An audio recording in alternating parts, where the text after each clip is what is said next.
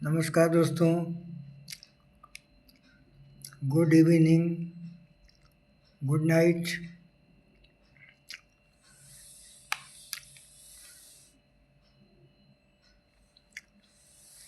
दोस्तों हमेशा मस्त रहा करिए। हमारे गुरु जी से भी यही शिक्षा मिली है कि आप जितना ज़्यादा हंसते रहोगे, जितना खुशी रहोगे, अगला आपको देख करके देखने वाला खुश हो जाएगा। आप रोओगे तो अगला देखने वाला आपके दुख में शामिल होकर के दुखी हो जाएगा। तो दोस्तों, जितनी दिन की ज़िंदगी है उतना दिन सुख से, शौक से, मौज मस्ती में जियो।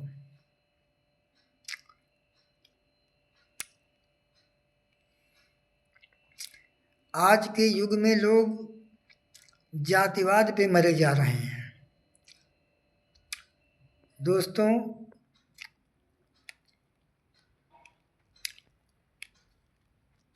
कर्म सबके एक हैं।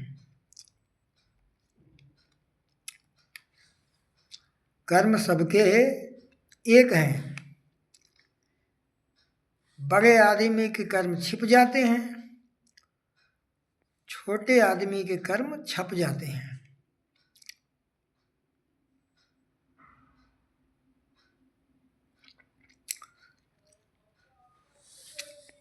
जिस माँ के पेट से बच्चा पैदा होता है,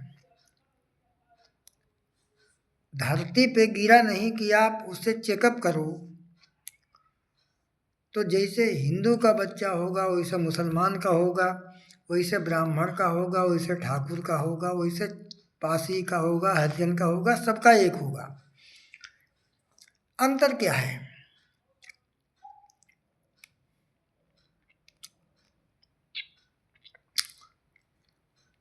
एक कविता नजर आ गई कि तुम राम कहो या रहीम कहो, दोनों की गरज एक नाम से है। बनवाओ शिवाला या मस्जिद, चूना है वही, गारा है वही, मीनार वही, मजदूर वही, फिर लड़ने की गरज है क्या बंदे, जब राम वही और रहीम वही। रसखान का नाम आप लोगों ने सुना होगा। मुस्लिम थे, लेकिन कृष्ण की भजन इतनी बेहतरीन लिखे हैं कि आप देखोगे तो तबीयत खुश हो जाएगी।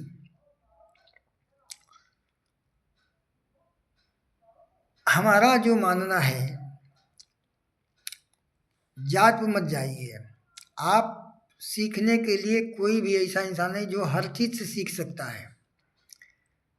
हमारा जो मानना है, जो ये है यहाँ तक का भाग, ये आपका ब्राह्मण सबका है। जो गुरु कहते हैं, जो हमारी दोनों भुजाएं हैं, ये और ये हमारे क्षत्रियों का है। ब्राह्मण का कर्तव्य लिखा है ज्ञान देना। जैसे आपको पैर में कांटा चुभ जाता है तो आपको कौन बताता है कि कांटा पैर में चुभा हुआ है? आपका गुरु ही बताएगा। आपका गुरु ही बताएगा कि कांटा हमारे दाहिने पैर में है या बाएं पैर में है। तो ब्राह्मण कौन हुआ? ये भाग। अब जितना ज्ञान होगा उतना ही चमत्कार उसका होगा। बड़ा छोटा में आपको गिनती करना है तो जो जितना गहराई में ज्ञान का चमत्कार होगा, भेदभाव से शून्य होगा, उसी का ज्ञान तेज होगा। आप पैसे वाले को मानते हो कि उसका ज्ञान तेज होगा? मैं उसको नहीं मानता हूँ। सुदामा से पूछिए, जो कृष्ण को प्राप्त कर लिए। हनुमान के देखिए, राम के दिल में बस गए। तो यही तो ज्ञान है। जय हनुमान ज्ञान गुण सागर। राम मर्यादा पुरुषोत्तम होते हुए भी उतने ज्ञानी नहीं हुए जितना कि हनुमान जी हो गए। आज कलयुग में बिना हनुमान के किसी का कल्याण नहीं होना है।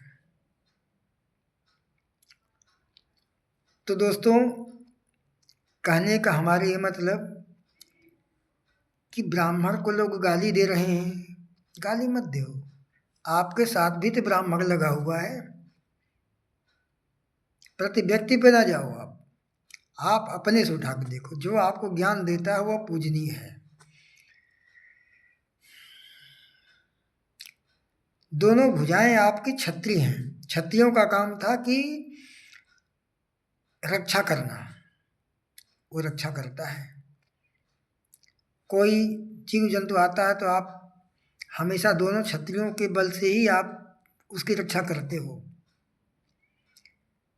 वैश्य का काम होता है, जो बनिया वर्ग है, वह है आपका पेट, आमाशय, जो धन को उपार्जित करके आपको पूरी शरीर में तीनों जातियों को देता है। उसका काम एक है कि भोजन को ग्रहण कर लेना, पचा करके आपको एनर्जी पैदा करना, वो है वैश्य। शूद्र, जिसको आज लोग चमार कहते हैं, हरिजन कहते हैं, वो आपका पैर है। सबसे पूजनीय चीज है हरिजन। हरिजन, हरि माने होता भगवान, जन माने लोगों के द्वारा, लोगों के द्वारा पूजने वाला है हरिजन। आप वही मृगनाभि में सुगंधित सुघे उघास गंधी, मृग के नाभि में कस्तूरी कुंडल बसता है, लेकिन जंगलों की घासों में खोजता है कि कहाँ वो महक रहा है, जबकि उसके पेट में है। तो चारों जातियों का तो हर इंसान में लगा हुआ है। आप गाली किसको दे रहे हो? आप सोचो, ब्राह्मण को गाली दी, वो अपने खोपड़ा पागल कर ले लो। ब्राह्मण तो यही है, ब्राह्मण, क्षत्रिय, वैश्य, शूद्र। बिना शूद्र के आप एक पग भी, जो सेवा 24 घंटे करता है, आपको पेशाब जाते हो, टट्टी जाते हो, अच्छे काम में जाते हो, बुरे काम में, सब जगह साथ देता है आपका। अगर ये साथ छोड़ देगा तो आप विकलांग हो जाओगे, आप कहीं जा नहीं पाओगे। तो मेरे दोस्तों, भेदभाव को छोड़िए, आप थोड़ा मॉडर्न युग में आइए, दिल से सनातनी बनो, लेकिन भेदभाव नहीं। सब भाई अपने हैं। जो थोड़ा गलती कर जाए उससे छोटा मान लो, उसे समझा दो। आप समझ में आए तो समझ जाएगा वो, नहीं तो उसका भगवान ही भला करेंगे। आपका काम है अपने रास्ते में फूल बिछा देना। अगर वो कांटे पर जाना चाहेगा तो कांटे पर जाए, फूलों पर चलना होगा तो फूलों पर चलेगा।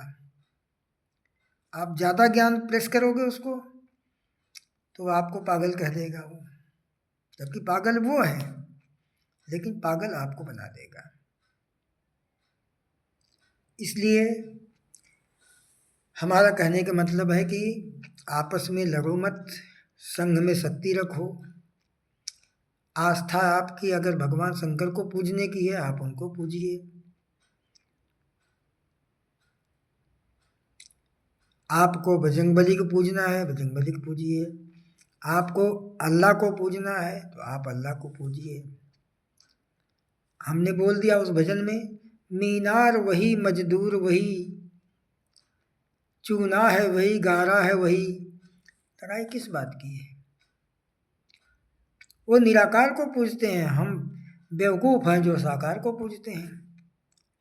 वो भी साकार को नहीं, उसकी प्रतिबिंब को पूजते हैं, उस पत्थर को पूजते हैं जो न चल सकता है, न बोल सकता है, न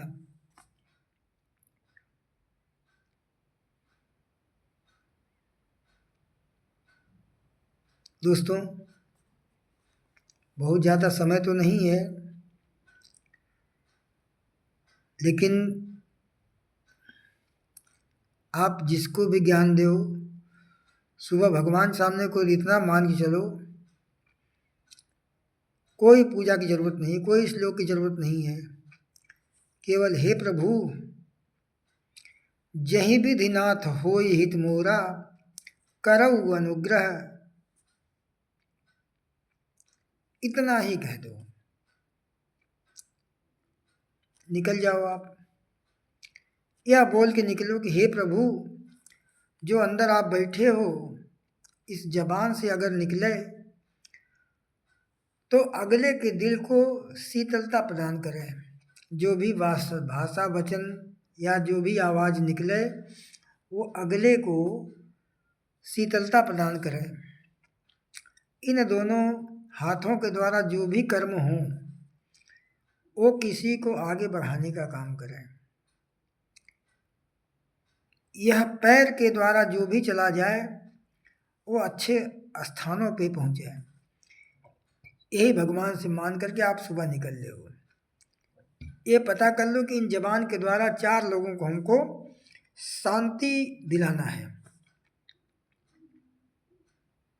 आप मीठे वचन बोलोगे, शांत हो जाएगी।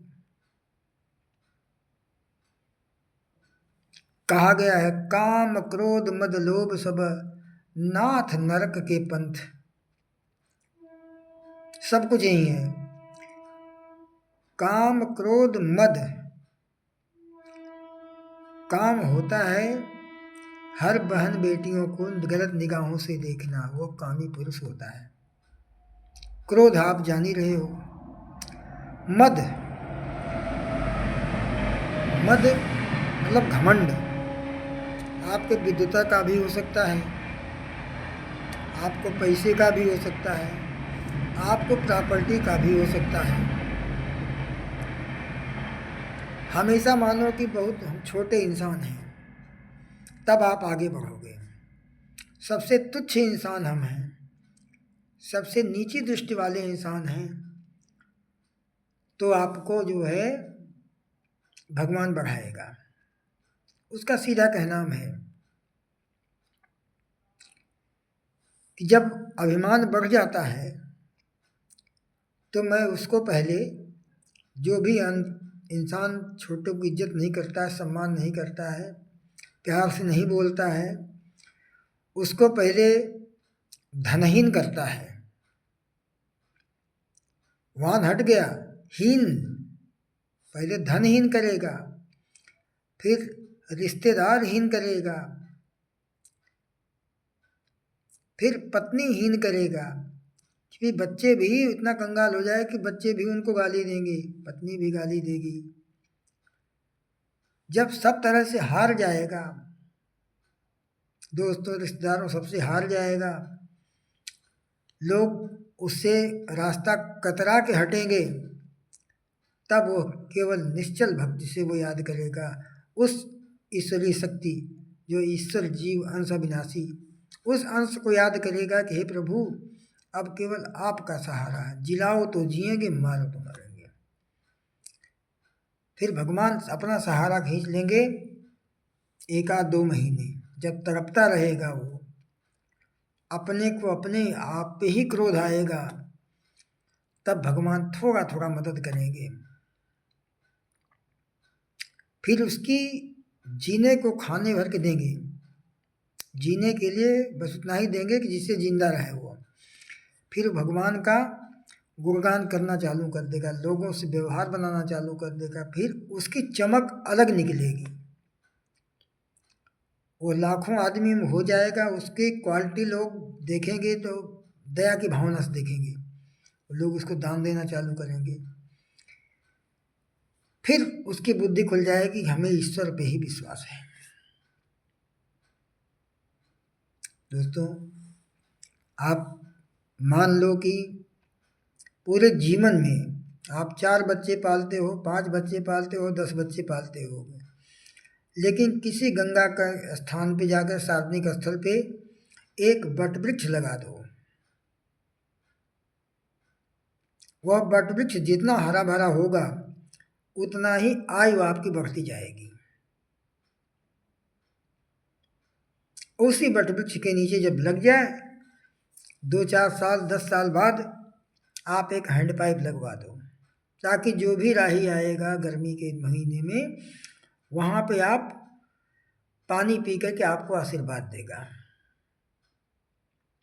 उस वट वृक्ष का है कि 10,000 देवताओं का कितनी पक्षियाँ निवास करेंगी, कितने पानी पिएंगे उससे,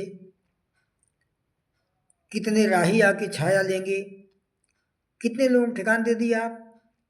लगाया हुआ आपका वृक्ष है, एक वृक्ष आप लगाओ, कम से कम गंगा किनारे ही लगा दो, वहाँ कोई नहीं बोलेगा। आप देखते रहो, सुरक्षा करते रहो उसकी। जब बढ़ जाएगा 10 साल का हो जाएगा, पूजनीय हो जाएगा वो। उससे आप देखोगे कि आपके शरीर की रोग जो होता है वो भाग जाएगा, कैंसर तक का रोग भाग जाएगा उस वट वृक्ष से। एक क्योंकि जितने जीव पलेंगे सब आशीर्वाद आपको देंगे। वहीं पे एक हैंड पाइप लगवा दो, ज़्यादा खर्च नहीं आएगा। आप 1 रुपया निकालोगे अपने जीवन का, 10 साल में उसके वट वृक्ष भर को पैसा हो जाएगा। आपके न कुछ दान कर पाओ तो केवल एक हैंड पाइप लगवा दो, ताकि राही आकर के पानी पिए। अपना नाम लिखवाना चाहो तो लिखवा दो। इससे दान गुप्त करना चाहिए, किसी से बता के नहीं करना चाहिए मेरे दोस्त। जब भी करो किसी की मदद तो उसको किसी से कहो मत, कह दिए तो वो निष्फल हो जाएगा, ताने मार दिए तो निष्फल हो जाएगा। जिसको आप खिला रहे हो वो कोई आप एहसान नहीं कर रहे हो। प्रभु से वादा करके आए हो 9 महीना में कि प्रभु हमें बाहर निकालो आप, मैं जा कर के आपकी ही सेवा करूँगा। उनका हाथ बटा रहे हो मेरे दोस्त। आज की वीडियो यहीं समाप्त करते हैं, क्योंकि ज़्यादा हो जाएगा, आप लोग सुनोगे नहीं, बहुत देर तक बोल रहे हैं, फालतू बोल रहे हैं, फिर गाली दोगे आप। लेकिन सर्वशक्तिमान से जुड़ो, मैं केवल रास्ता बता सकता हूँ आपको। आप सेवा करिए। मूर्ति पर लड्डू चढ़ाने के बजाय 2 सेब ले आप, किसी अस्पताल में चले जाओ, 2 सेब एक मरीज को खिला दो, 1 सेब एक मरीज को खिला दो, 1 सेब दूसरे मरीज को खिला दो। वह मरीज पता नहीं है जिंदा रहेगा कि मरेगा, मरेगा तो आशीर्वाद देगा, जिंदा रहेगा तो भगवान करेगा आपका। तो सेवाएं ऐसी करो आप। इस ठंडी में किसी असहाय व्यक्ति को एक स्वेटर दान दे दो, लेकर के खरीद के दान दे दो। यही सब प्रभु आपको भेजने हैं दोस्तों। पैसा बचा के हम अपने पास कर दें, लड़के कल दारूबाज हो जाएं, पी के आपको ही गाली देंगे, आपकी सारी प्रॉपर्टी बेच डालेंगे। इतना काबिल बना दो बच्चों को कि वो खुद पैर पे हो जाएं। इतना हुनर पैदा कर दो, इतना सनातनी वेशभूषा रख दो, इतना सिंपल बना दो कि वो अपने कर्म से ही वो आगे बढ़ते हुए जाएं, ताकि आपके दाहिना हाथ बन के काम करें। जब तक प्रभु का आशीर्वाद रहेगा, आप प्यार से बोलोगे उनसे, इतना दयालुता दिखा दो कि वो आपके मरने के बाद रोएं कि पापा रहते थे हमें कष्ट नहीं होता था। सुविधाएं मत दो आप, सुविधाओं के अभाव करोगे तो आगे बढ़ेंगे वो। जब सुविधा इफरात कर दोगे तब तो आलसी हो जाएंगे, फिर वो काम नहीं करेंगे। उनको करना है, उनको सीखने दो अपने से। पैसा की मदद तब करो, वहाँ जाके पहुँचा दो, कम से कम पैसे की व्यवस्था करो, तो रास्ते आगे पकड़ेंगे वो। पैनी निगाहें रखो आप दोस्तों। 20 मिनट हो गया। देखना चाहना, सुनना चाहना तो आराम से सुनना, जब सब काम कर लेना, भोजन पानी कर लेना, हमारी बातें आराम से सुनना, थोड़ा देर मनन करना, अध्ययन करना, इसके बाद फिर आप जो है आगे बढ़ाना। जय श्री कृष्णा, जय श्री राधे। केवल एक शब्द कहना जहीं विधि नाथ होय हित मोरा, करऊँ सुबेग अनुग्रह तोरा। इतना ही केवल भगवान के सामने कहना, जिस प्रकार से हो प्रभु कल्याण हमारा, वही काम आप करो। अच्छा करवाओ या बुरा करवाओ, करवाना आपको है, हमें दोनों मंजूर है। जहाँ ये दिमाग में बैठा लिए, वहाँ आप सफलता के रास्ते पर आप चल दोगे मेरे दोस्त, इसमें दो राय नहीं है। ये अकाट्य मैं वचन कह रहा हूँ। जहीं विधि नाथ होय हित मोरा, करऊँ सो बेग अनुग्रह तोरा। आपकी कृपा से सब काम होना है। जय जय श्री कृष्णा, जय श्री राधे।